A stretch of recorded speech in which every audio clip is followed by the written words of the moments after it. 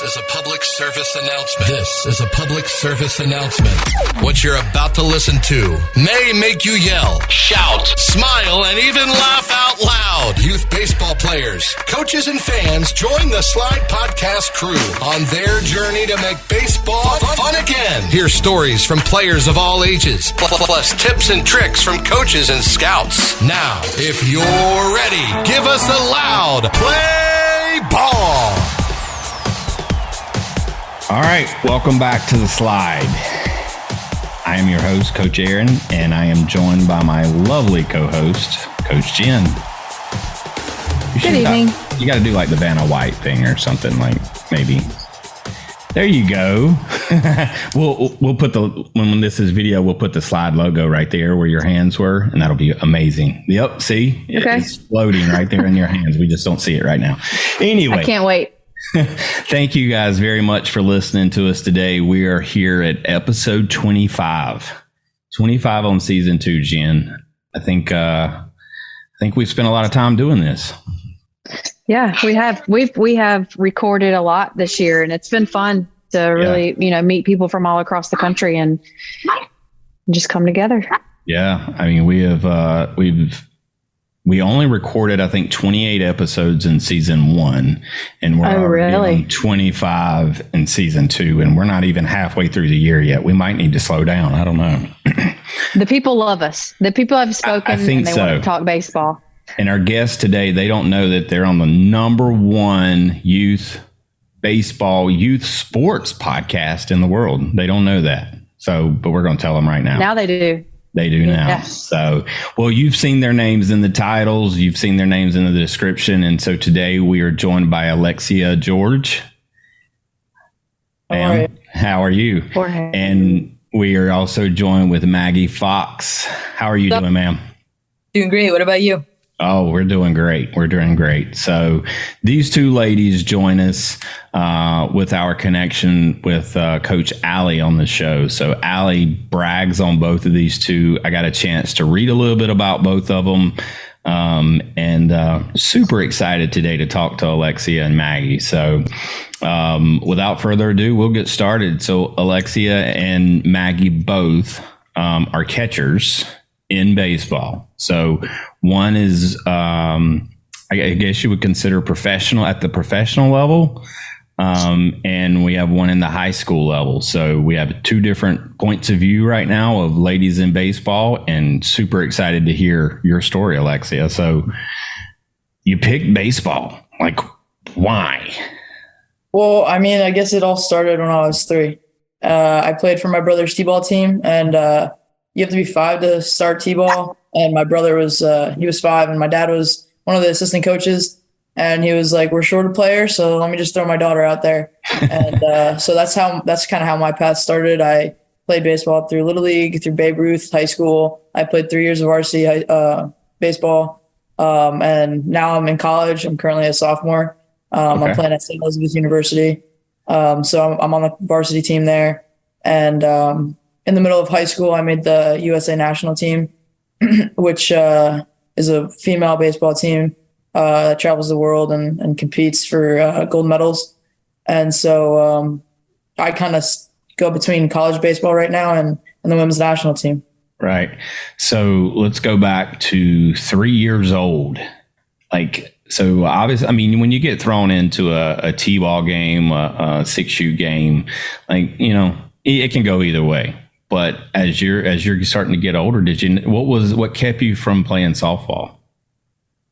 I don't know, honestly. It was just something about baseball that always kind of kept me in it. I remember one of the things that I remember from when I was little, around 5, was my dad asking me, so do you want to switch to softball or do you want to continue playing baseball? And I told him right off the bat, I was like, I want to play baseball. And with no hesitation. And so kind of from there on out, I just kept with baseball and never really let anything get in my way because it was just something I fell in love with. So you're one of the crazy catchers. I think the catching position has grown the name Crazy Catchers on the show, but have you always played catcher, or what gravitated, what pulled you to that position? One day in minor league baseball, my coach was like, all right, we need a catcher. And all the other guys were afraid to catch. And I was like, it looks like fun. So let me just go behind there. He saw that I was like one of the bigger kids on the team and was like, yeah, let's put you back there because you look like you can handle yourself. And I had a blast with it. Obviously, I'm still catching now in college. So, I mean, I think it's great. I love it. Did you ever have any issues with coaches growing up with you wanting to play the catcher position? No, not positionally. Like obviously being a female in the guys sport, that's where I had more of a struggle, but not being a catcher. No, okay. Once they saw that I could like play and like I was good at what I do, like they realized, oh no, she's probably like our best option, you know. But coaches wise, being a female, that's where we get the whiplash. Yeah. So talk a little bit more about being a catcher in a male-dominated sport, if you will, like to maybe a parent that might be listening who thinks, oh my gosh, my daughter wants to continue to play baseball and I don't want her to do that, or I don't think that there's a place for her. What would you say to that parent who's kind of on the fence or doesn't have an opportunity or know where to start with it? I think it really depends on like it's kind of hard to say because like if the daughter really wants to do it and it's something she'll accomplish no matter what happens and no matter what obstacles come in her way, like she's gonna achieve that goal. I think me and Maggie both can speak for that. She's on the high school team now. I'm on college team now with guys. Like no matter what we put our minds to, we accomplish them. And so I think that same to like younger girls, whatever age they are, if they want to go into baseball or a male dominated sport or workforce or whatever it may be, as long as you set your mind to it and never let anybody stop you, you should be completely fine. Like there's no doubt in my mind. That's such a good point that it's not just baseball. It can really translate into your career or, you know, any higher level position, whether that's through something in the community that's normally been all males or your church that's normally been all males, then you can definitely get involved in things like that without any obstacles. This is 2023. We are moving up and moving on. So I think that's a really good point to make, that if there are any parents that are listening who think that, you know, my daughter might have a little bit of trouble because of X, Y, and Z, then talk to Alexia and Maggie, because I think they've broken through those barriers. So that's awesome. I love it. So you did allude to it a little bit earlier when you said you didn't necessarily find a lot of resistance from the catching position as much as you did from just playing ball. Like, what did that look like growing up? I mean, so catching where I grew up, it was kind of different. Like you didn't get like a lot of coaching. So a lot of what I learned up until high school was from me watching major leaguers play on TV. Right. And I focused on one player in particular. His name is Brian McCann. He retired a few years back. Great guy. I kind of like modeled how I catch after him. And so that's how I learned. But then obviously once I got into high school and stuff like that, I, started having a little bit more coaching and a little bit more direction for, the coaching staff. Our coaching staff on the national team is amazing. Veronica Alvarez, she's the catching coach. The Oakland A's. Yeah. She's so, I'm fortunate enough, me and Maggie are both fortunate enough now to learn from her and use her as our resource whenever we want and get the best coaching, honestly. So, but from when I was little, it's a huge improvement. And I couldn't be more thankful for it right now. What did you like? How many times did you have to answer the questions around like, why are you here? Almost they didn't ask that question, but that's really what they were asking. Like, how many times did you have to answer that? Quite a few. I'd probably say like 5 to 7 a year, maybe. Right. It's probably like a guesstimate, but no, I've gotten the question like, why do you play baseball up until a couple weeks ago? Like why don't you play softball? Like that question, it's always there. It's never going away either, So it will. I think it's going to take time, but definitely. The more that we normalize women actually like to play baseball, it shouldn't even make a headline. Like women just like to play baseball. It's like Jenn saying she likes to play chess and I saying I like to play checkers. Okay. I mean, I have no clue how to play chess, but if Jenn wants to teach me, yeah, let's go. So, I mean, I don't know. Who knows? But it's just another sport. I mean, let's be honest about it. It's just a sport. Just because it's been male driven for, a couple of years. Like, you look back at a couple of years. I was thinking about Maybell when I said that. Like, she played baseball her entire life, but now she's advocating for women in baseball as well. So, like, it's been done. This is nothing brand new. This has been done before. Yeah, I mean, I think it's awesome, though. I think it shows, I think for all of our listeners out there, if you've got a daughter, like, think about what these two ladies go through. And it's not necessarily to say that they deal with struggles every single day. But look, these guys have got to be strong, and they've got to be ready and be prepared for who knows what tomorrow. And I think it's pretty freaking awesome. So I think it says a lot about you as a person, your character, and just your drive as a human being to go, just to go down this route. So, yeah. Alexia, like, tell us about the USA team. And I'm sorry, Jen, you were about to step in, but I'll save mine. Go ahead. Yeah, in typical fashion, I just butt in, but interrupt me all the time, Aaron. No, it's I know. Okay. Go ahead, Alexia. So, and just everyone out there listening, so there's a USA baseball team that's dedicated to women, and they play for the World Cup. So, and Alexia is one of those members on that team. So, tell us about this team. So we are a 20 women roster. We have a couple games a year and training camps a year, and where we go and compete and try to practice and get better as much as we can. And then every 2 years we go and go to the World Cup, which is basically just the girls' version or the women's version of the WBC that just played a couple months ago down in Florida and different parts of the country. So we're the same thing, but just women's baseball. And so we travel, we get the same gear, the same uniforms, like everything's the same. It's just baseball. Fields are the same. Like, it's baseball.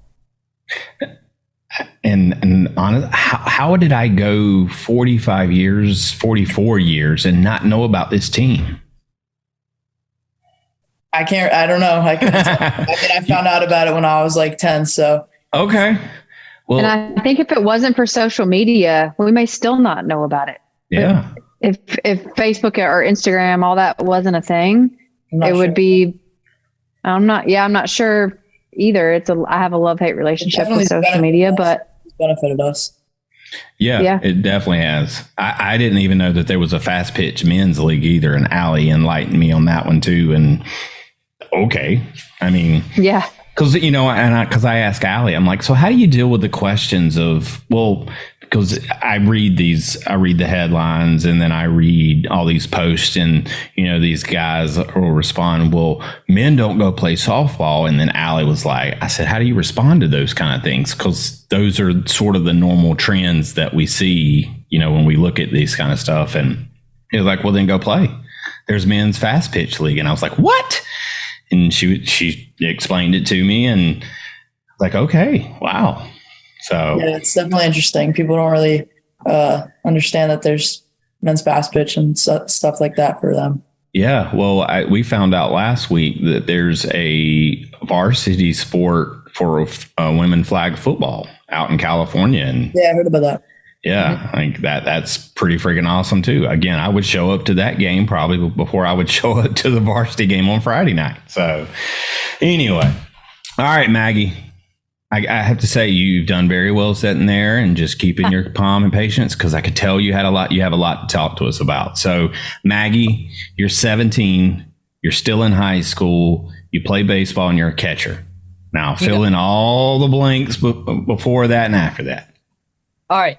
So started playing baseball, same as Alexia, when I was 3. My dad got me into it. He grew up around the game, and for basically as long as I can remember, he's worked in the game. Now he runs his own business now, and he still works for Red Sox a little bit. But he got me into the game, and then it kind of just grew from there. There was never really a question of, do you just want to switch to softball? And once I got, sorry, that was my dog. Once I got to about 3rd grade, the question was, do you want to play baseball and softball? And I was like, heck yeah, more reps. Yeah. So that's what I did for about for about 4 summers until 7th grade. Played baseball and softball up to then. Some of the best summers of my life, and like just like completely full just of games and practices. It was like glorious. And then 7th grade, stopped playing softball just to focus solely on baseball. And so I went just baseball all the way basically until up to now. And now starting to incorporate a little bit more softball because I would like to play softball in college, but mostly baseball. And then last year as a 16-year-old, I made the top 40 roster for the women's national team. So that was amazing. That was like a dream come true. So I'm excited for this summer to see what I can do with that. And then I'm catching some kids that are throwing pretty hard on our high school team this year. We have a Northwestern commit that's topping out at about 90, 91. So that's, yeah, my hand is a little swollen after that, but it's a great time. Oh my gosh. So I got to ask, we have this like running competition on this. Actually, it's not even a competition. It's just, I would have to say, Jenn, it's probably being bullied at this point, but nobody thinks that I could catch, like a professional baseball pitcher. And I've that's never come out of my mouth. I never said every single other. I'm just afraid for your life. Afraid for your life and other body parts. That's all I'm going to say. Like, I don't know how it's going to go. Well, I've never caught. Alexia, what's the fastest you've caught? 96. 96. I mean, I can just hear it hitting the glove. I know. Yeah. Like, I think I just got like cold chills, like imagining a 96. I mean, like you hear just that wind and then you feel the pop. No, believe it or not, you actually see it. It's like that, but you see it. I hope you see it. I hope I see it too. It gets hard. I've caught about 84, 83, 84-ish. I'm working my way up there. So I'm working on it. So, Maggie, I'll have to ask you for some tips and stuff as I get closer. And then if I even get near a 96, we'll talk about that then. That may go viral, Jenn. Like if I attempt to catch a 96, it might not end well, but hey, for the love of the show, right? You only live once. That is true. That is true. So Maggie, what's your story? So, I mean, you've told us like an outline of how things started. You started at 3.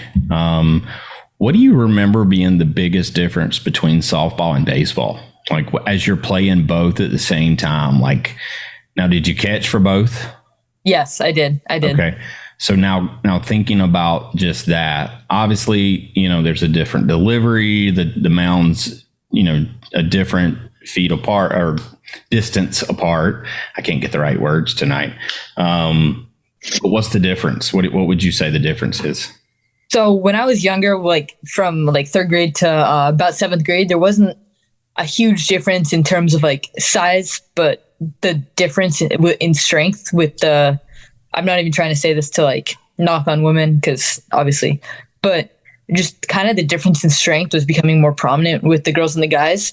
Mm-hmm. But camaraderie was a little bit different, but it was still awesome being around my teammates. And then just the ball was, I would say when I was younger, the ball was just bigger, and that was about it.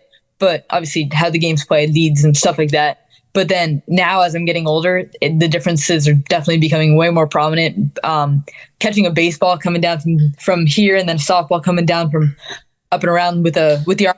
It's a little bit harder to track because you get the softball going up and the baseball coming down. And which one's harder? So far, softball. Just because. Okay. Not like 100% used to it yet. So. Okay. Alexia, what's your experience with softball? And I'm sorry, Maggie. You're all good. Don't worry about it. I've never played a day of softball in my life. Oh, look at that. Wow. That's a clip right there for the show. That's going to be all over right there. I've never played a day of softball. And nothing against you, Maggie. That's just a freaking awesome clip right there. So I can imagine, because that softball, like how do you know when it's going to stop rising? Like the rise ball, like it just goes. Well, my coaches have been telling me if you don't swing. Jenn, pretty good advice. Yeah. Yeah. It's very different. And I mean, if you got somebody that can throw a really effective rise ball, we had a good system in college where, throw a rise ball that had some good movement on it that was about at the hands, maybe about chest high.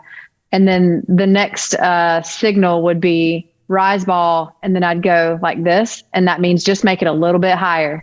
Okay. So then it'd come in at their chin.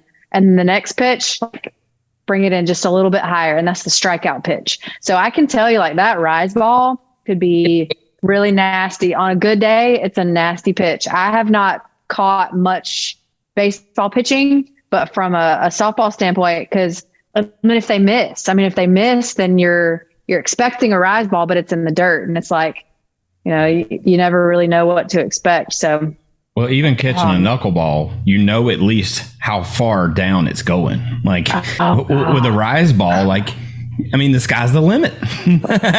Literally. Yeah. We don't ever have to worry about the ball going up in baseball unless Right. But then you just got to wait till it stops rolling and then you can pick it up. That's right. Just jump in front of it. It doesn't matter. Yeah. So, Maggie, I think you made a good point just a minute ago about the differences in biology between a male and a female, which really bodes support for a women's baseball league, because there are various biological genetic differences between a male and a female. So is it fair for you to play a men's sport? Absolutely.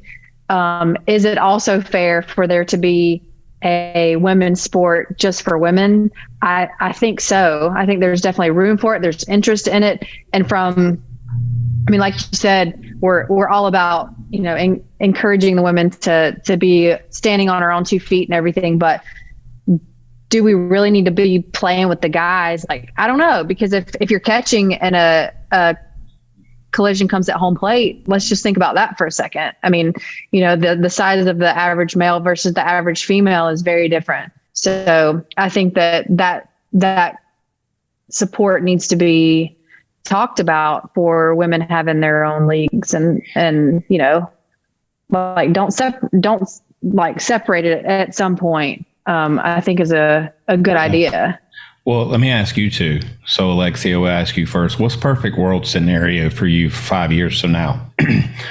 Is it that there's a women's league developed, or that you've got a shot at, double A, triple A, single A ball? Personally, I want to do it all. Okay.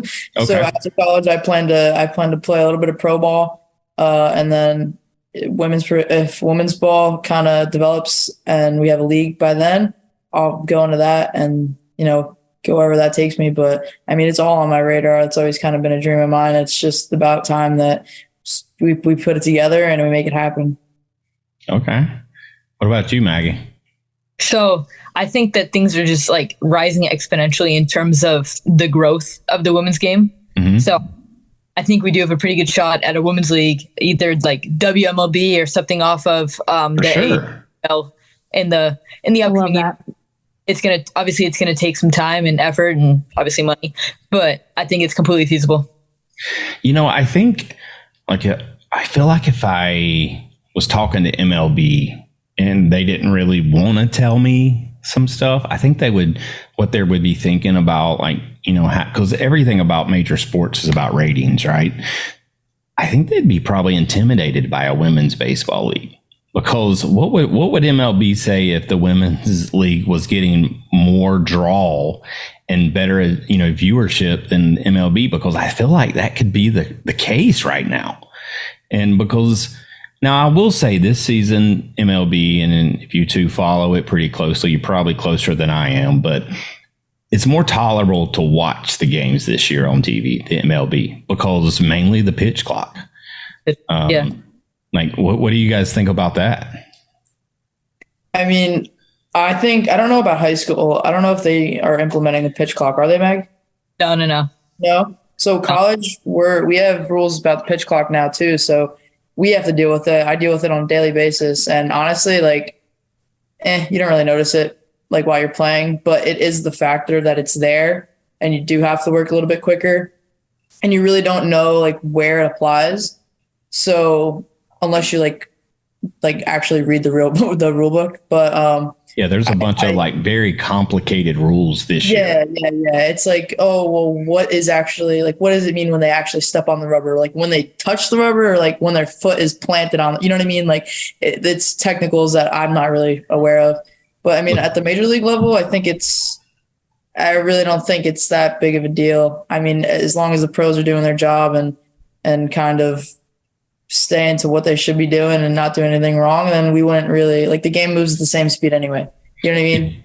You know, I found this out today, and this was mind blowing for me. But now in the MLB, because of the pitch clock, a player that anticipates an standing ovation has to give that team or that stadium a 2-week notice in advance in order to compensate that time. I heard that today.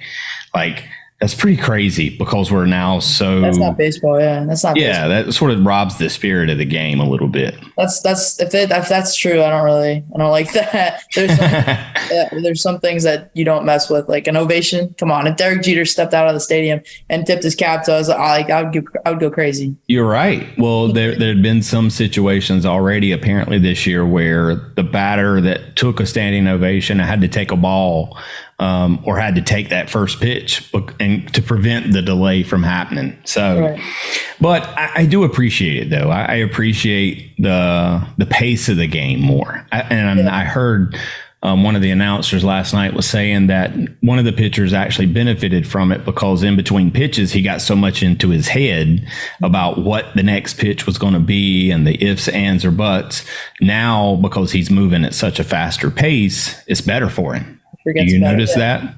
Yeah, there's definitely pros and cons, and you just got to kind of like keep moving. Next pitch. But I can't tell you all the pros. I couldn't tell you all the cons, because I'm only seeing it from one point of view. Yeah. Know? Well, Maggie, tell us about this newspaper article that was written about you, and because that's what like caught my attention. And like immediately, as soon as I read this article, I reached out to Allie and I'm like, hey, do you know this girl? Like, we need to get her on the show. Tell us about this article.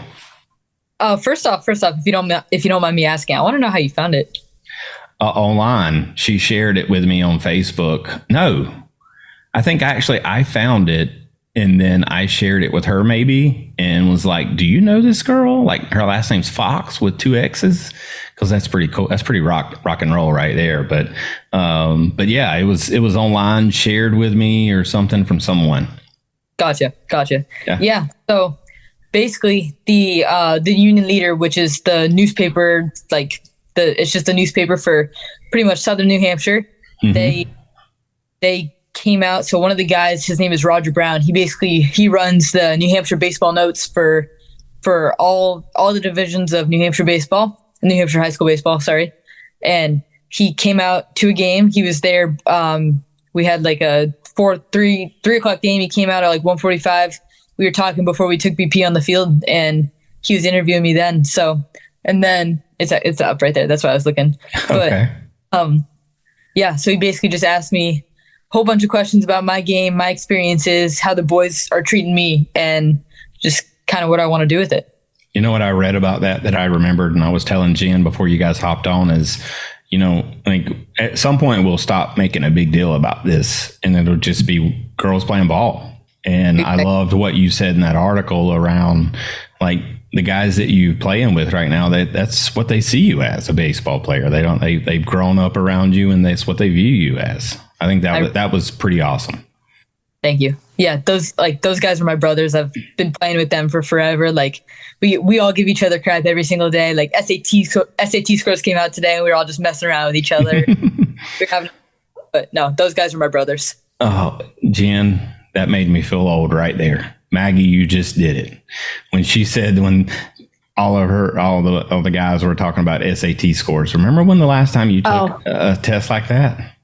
I think I was probably 17 or 18. Yeah. I'm trying to forget those years too, because I didn't enjoy school too much. But I never had to take my SATs because of COVID.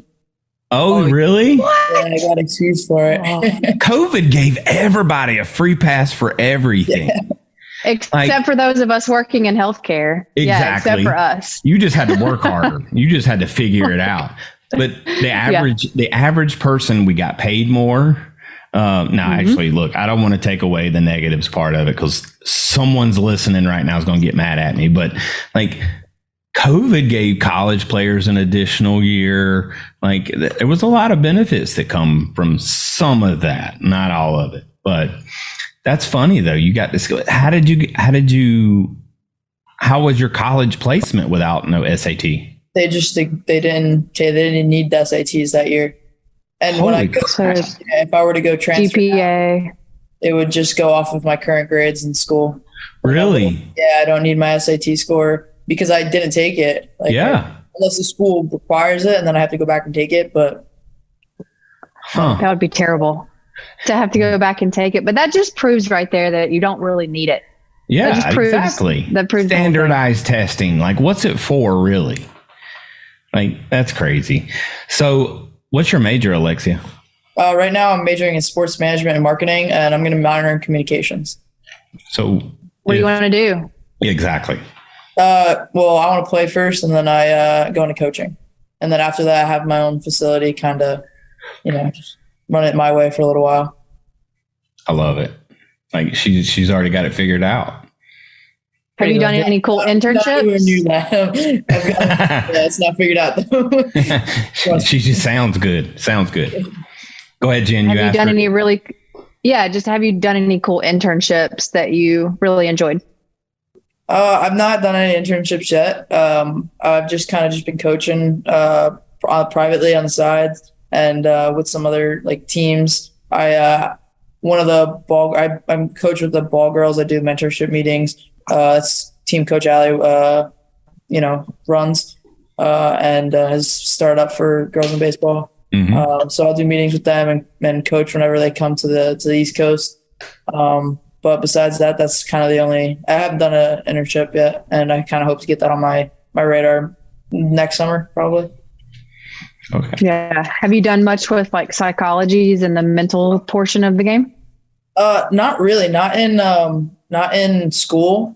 But on my own, I've read dozens of books, and just kind of writing helps me a lot. I write a lot. And so like, I'll write out my thoughts and talk to it with some of my other teammates. And we kind of bond over that. And that's kind of where we learn from each other. That's my psychology side of it, but I don't have any psychology coaches yet. Yeah. Maggie, you were shaking your head a lot with that one. Like, where was that coming from? From the mental sports side of the game. So over here we do at Bedford, we do a decent amount of mental skill stuff with, I'm guessing you've heard of him, Brian Kane. Yes. Yes. So we did a bunch of his Zoom calls with that, and it's just kind of been implemented in our game, and it's a big part of it now. I love that. Like, you know what? We haven't heard that yet on the show, is that where coaches have adapted the mental side of the game. And I love that. Tell us a little bit more about that. How does that help you?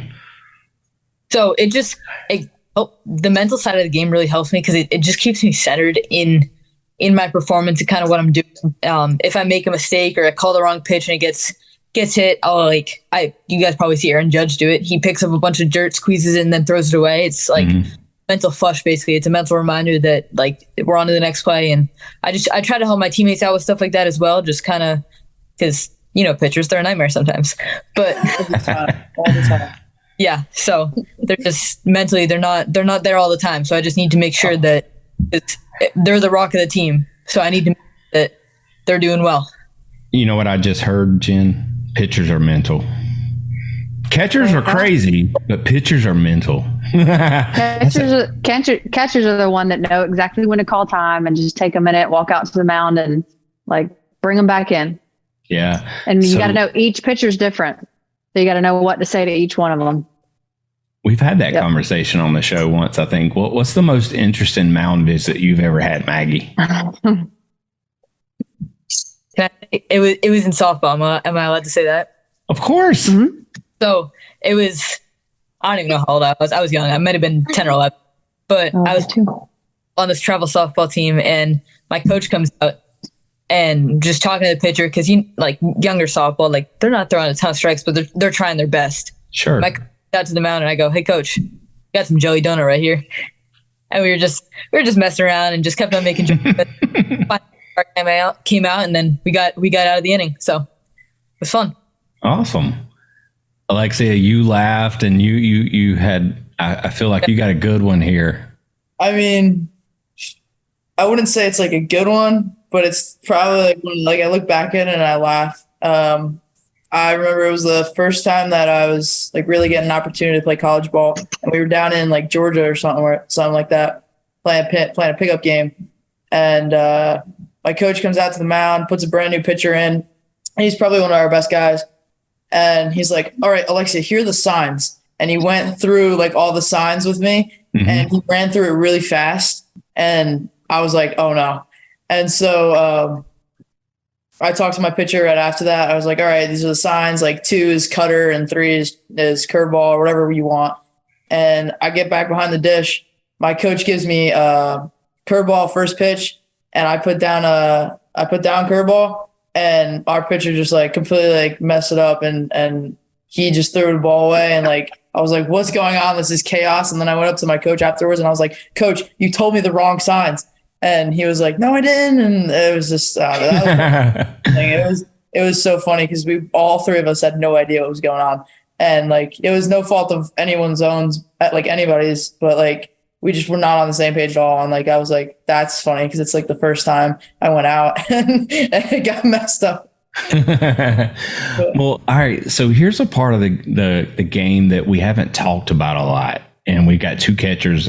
Well, actually, let me apologize. We got 3 catchers on the show right now. How do you call a game? What dictates when you're setting more fastball, you set more movement? Like Alexia, what about you? How do you call a game? So the first thing that I like to look at before I even like start about calling pitches, I look at where the batter's standing in the box, and mainly because I can find holes in their swing, not just where they're like how they're swinging, how they take their practice swings. Yes, I look at their practice swings too. But like, you look at practice swings? Yeah. Oh, okay. And so if they're on the plate, I'll probably just throw them in because they're not going to be quick enough to adjust jam them. Yeah. And if they're standing on the white line all the way in the back of the box, like I'm throwing outside because it's going to be a strike all day, and they're not going to hit it. So from off that, my approach, I guess, depending on who the pitcher is, I like to stay like fastball changeup heavy, like the first couple batters, see what they can do with the fastball, if they can even touch it. And then like, if I need to go to a secondary pitch, then I'll go to a breaking ball. And then I'll just start working backwards. I love to work backwards. I think I love throwing curveballs for first pitch strikes because nobody swings that curveball. Like as a hitter, we never get told. We say, let the first pitch strike. If it's a curveball, let it go. Like you don't want to hit that first pitch. It's like a curse. So like I just do it all the time. Like it's just fun. It's kind of fun. So it was very fun. That was the best part of the game was that and throwing that and getting the batters off balance. That's 2 of my favorite things to do. And throwing runners out. Yeah, that's it. Pickoffs. Yeah. So Maggie, what about you? What dictates how you call a game? So as Alexia said, just where the batter is, practice swing, stuff like that. But I'm just trying to find the cut, like find the weakness in the hitter, find the weakness kind of in the team. Because, I mean, I don't really know how it is at the college level, obviously, but at the high school level, a bunch of kids struggle, oddly enough, with the inside pitch and just struggle taking the outside pitch the other way. So I just try to find the cut with that, find their weaknesses, and then obviously if it's a bunt situation, I'm either going to throw something up and in or a breaking pitch, or just you kind of judge it by the runners on base, who the kid is, stuff like that. I love it. Like this is a part of the game that we haven't discussed. Go ahead, Alexia. Oh, it's so fun. What I'm trying to get from the at bat. So if I need to like roll me over ground ball, I'm definitely going to throw like a curveball low and away, depending on the count, because I know the batter is going to just try to pull it, and it's just going to turn into a play. And so that's we were kind of thinking about that as well, like plays, potential hits, and just trying to literally place the ball with our brains. Like it's cool.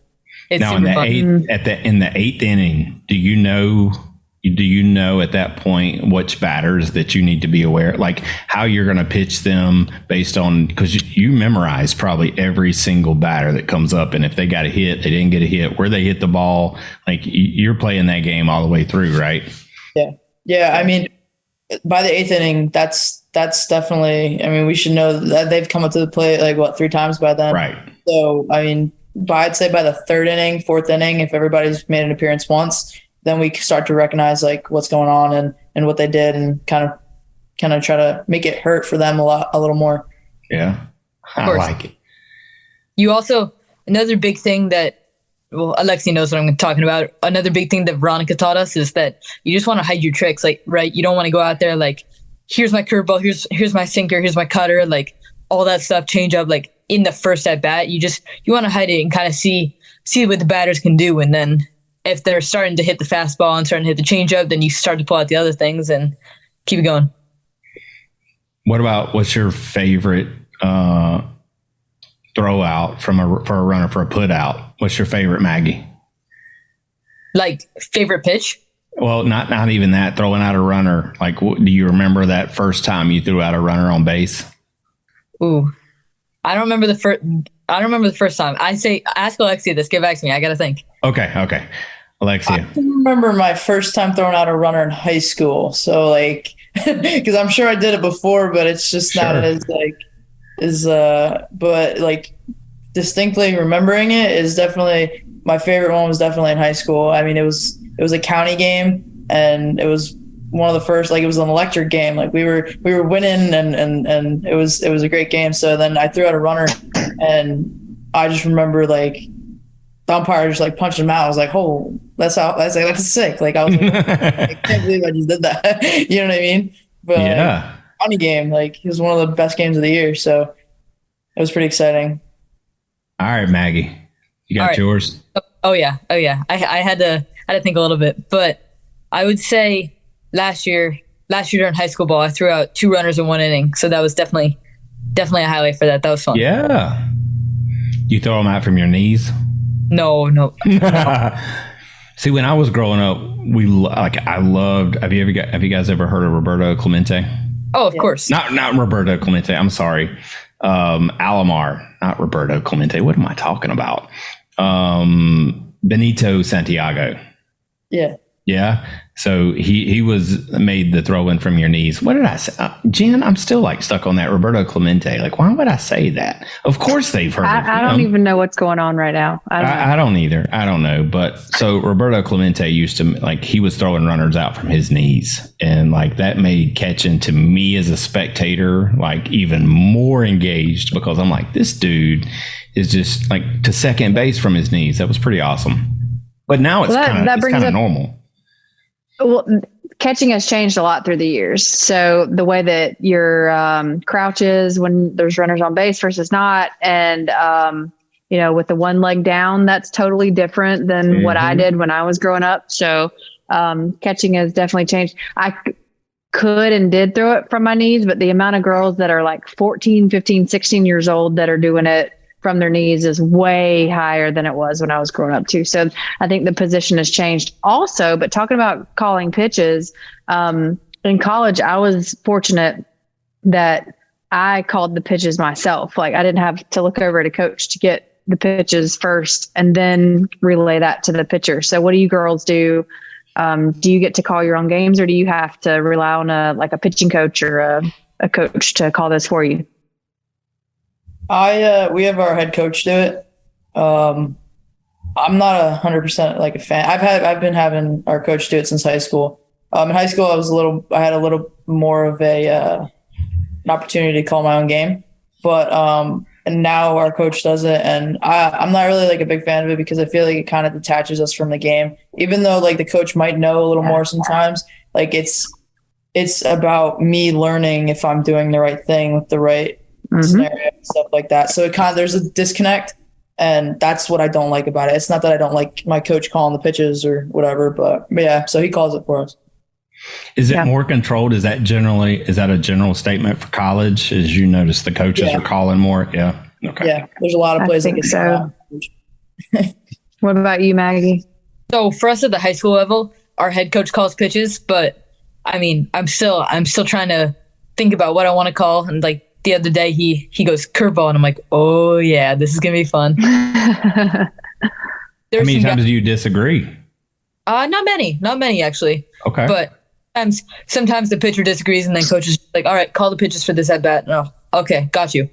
But there's some pitchers that, like, one of our lefties, he'll let me call for him, and then we got this closer that has this nasty 12-6 that he'll let me call pitches for him as well. So it's a fun time. So what's the relationship like between both of you guys and your pitchers? So Maggie, your pitchers are, high school. And Alexia, you're dealing with college, but what's the relationship like with your pitching staff? I mean, the guys on my team, my pitchers, I mean, we're all pretty close. I mean, we spent a lot of time together. So like whether it be eating lunch or just working on our craft in the bullpen. And, we were pretty receptive of each other. We try to use each other as a kind of like our coach if our coach isn't there at the time. And so I'll be like, hey, did that look like a strike? He'll ask, hey, was my arm up here? Was my arm here? Am I throwing that from the right angle, from the right arm slot? And so like our pitchers are very, very like cooperative and they're very open to whatever I have to say and my other catchers as well. And so like it's a really good environment that we have. Very cool. Maggie?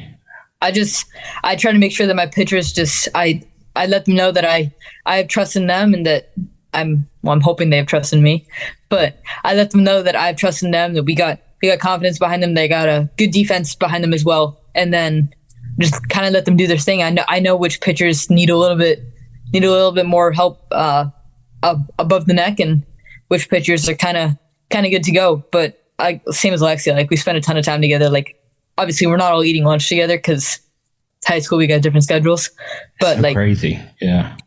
It is pretty crazy, but I see him in the hallway all the time. Like, hey, what's up, buddy? Like little fist bump, whatever. But like they're just entertaining. They're pitchers. They are entertaining. I think one of the most important things too with pitchers is that like sometimes when they're throwing a bullpen or something, like you have to make them think that they did a really good job, even though like it wasn't the best job. But you have to you kind of got to baby them a little bit. Okay, when they're warming up, you got to tell them that they were pretty spot on, huh? Yeah, like before going into a game, if they ask like how was I throwing, like no, you were throwing cheddar, like it was fast. You know what I mean? When in reality, it might not have been. You know what I mean? Like you got to kind of hype them up a little bit. You were like, hey, that's a good point about like calling your own pitches. If you've warmed that pitcher up and you know what's working and what's not, or I mean. You're the boss lady out there. Like, you're the quarterback.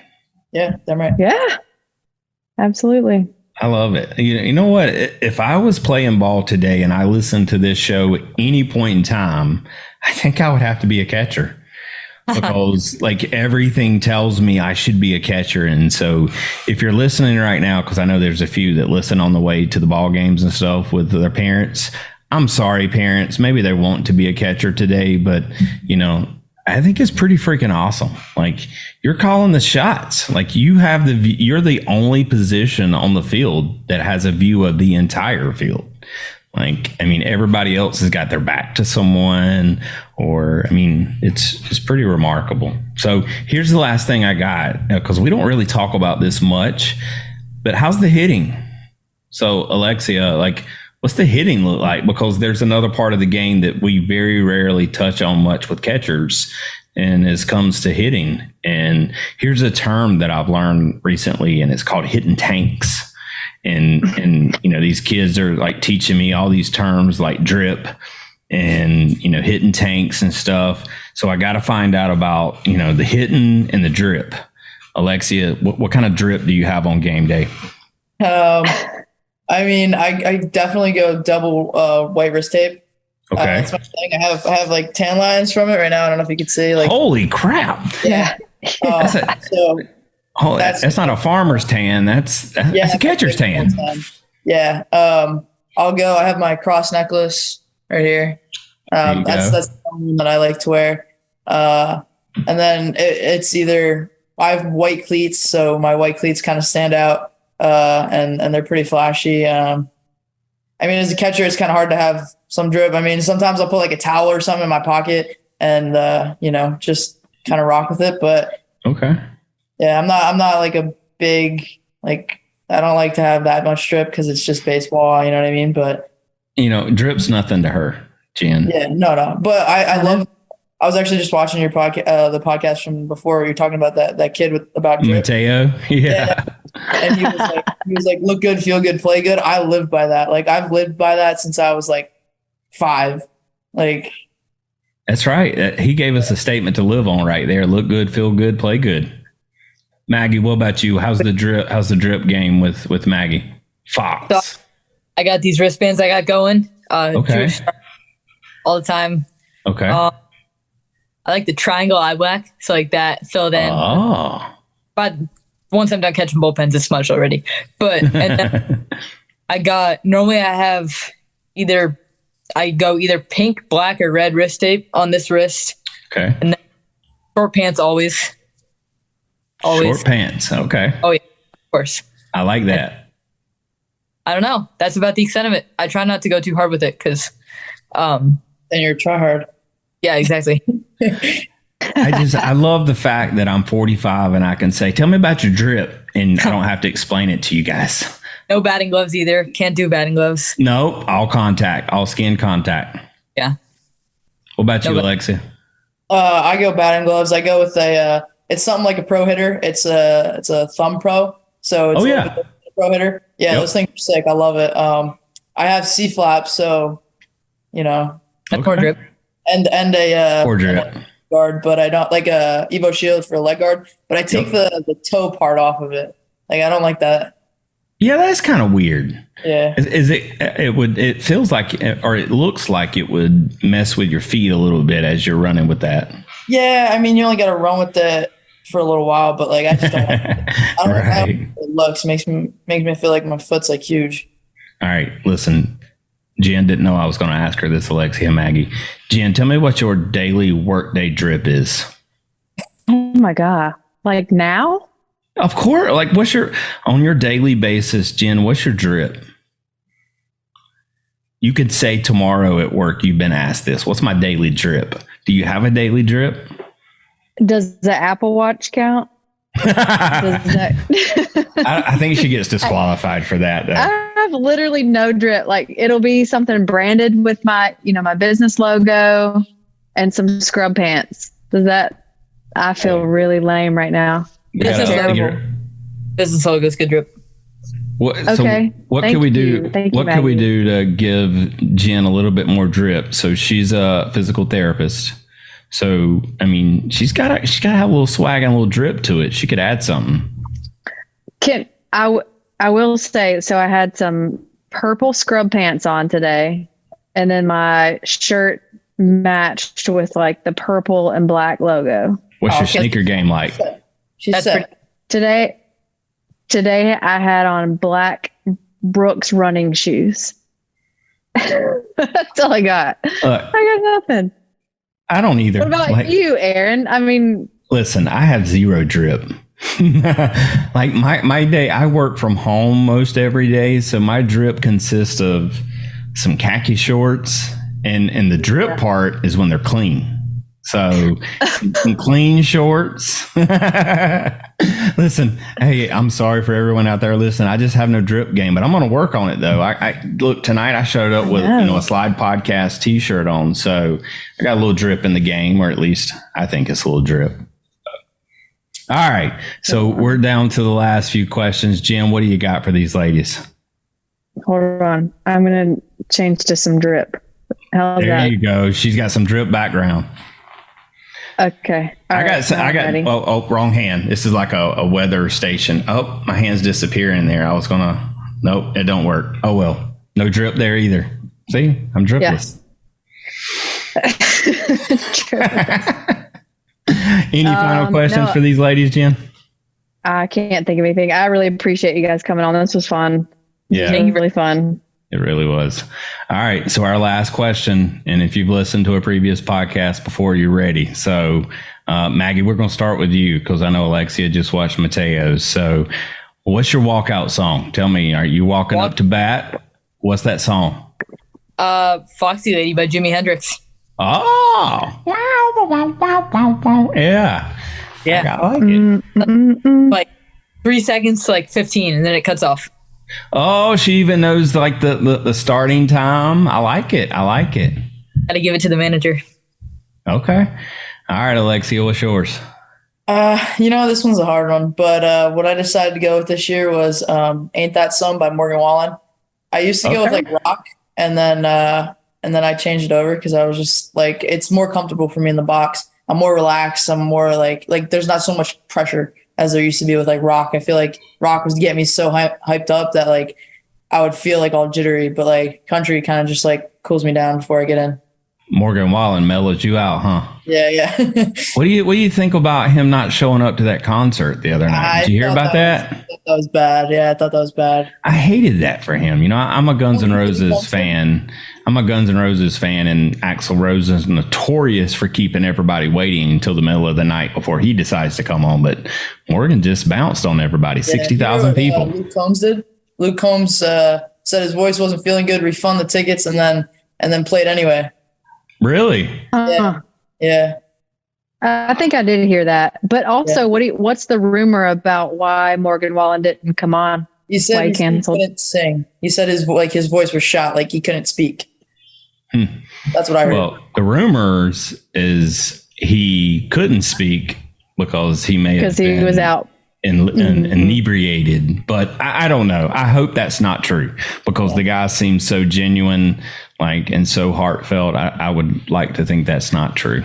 So, well, that was awesome. I'm going to tell you, I'm a huge Morgan Wallen fan, but now I'm a huge Alexia Jorge fan and Maggie Fox. I want you guys for sure to keep us in the loop. Maggie, your journey into college, please, I beg you, keep us involved and let us know how things are going. And as Jenn changes her drippy background, literally it's drippy now. It's literally drippy now. So, and Alexia, I want to be educated on this USA baseball team. So keep us involved. Let us know how this thing goes. Because are you guys going to be in Florida in October? Yeah. You'll be there? Okay. Yeah. Yeah, I'll be there. I'm trying my best to work my way down there. So hopefully, I hope we can get down there to the Classic. So, but thank you guys so much for hopping on with us. Maggie, you got to come back. I want you to come back and be a guest host with us. Okay. Thank you so much. Both of you guys. We have all kind of personalities on the show. We got little kids, but huge personalities. So we're always welcoming new guests because sometimes it's hard for us to figure out how to keep some of this controlled. So you have to help us. Awesome. Well, thank you for everyone out there listening. I know this has been a very entertaining podcast for everyone to listen to. There's been some amazing notes to take for all players out there, even if it's how to call a game, how to control a pitcher. There's a lot of great stuff to take away from this episode. Jenn, what do you think about this episode? I had a great time. This was super. Loved it. Yeah, I did too. Well, thank you guys so much for following, listening, subscribing. Please recommend us to your friends and family out there. Get us involved in front of everyone, because our goal is to spread the positivity in the youth baseball game. And I think these ladies have done an amazing job tonight. So, all right, we're going to finish it up and I'm going to stop ranting and rambling. This is the last part and we've turned this over to our guests. So Alexia, if you heard Mateo do this, you know this one already. So at the end of the show, I always say, until next time. And then we wrap it with, we'll catch you on the slide. All right. You got it? So y'all got to say it. We'll catch you on the slide. Gotcha. All right, here we go. Well, until next time, listeners. We'll catch you on the slide. Oh my gosh, we got to do better than that, Maggie. I'm going to be quiet. I'm going to let them do it. You got to do it. Okay. All right, Maggie, you ready? Maggie, I'm gonna let you start it off, okay? And you say until next time, and then we'll do the rest. You ready? Yep. 3, 2, 1. Until next time. We'll catch you on the slide. Alexia, come on now. You're leaving me out to dry now. We're going to have to do it. We're going to let you do it yourself now. You're in the punishment corner. All right. So Maggie, you say it, and Alexia, you finish it. All right. Till next time. We'll catch you on the slide. We thank you for toughing it out and pushing through. Now, let's go teach the world great sportsmanship, leadership, to go inspire someone through your dedication and excitement for the game. Make sure to smash the like and follow button on all social media at the S.L.I.D.E Podcast Show and the S.L.I.D.E Pod on Twitter. Plus, leave us a review and feedback. Until next time, we'll catch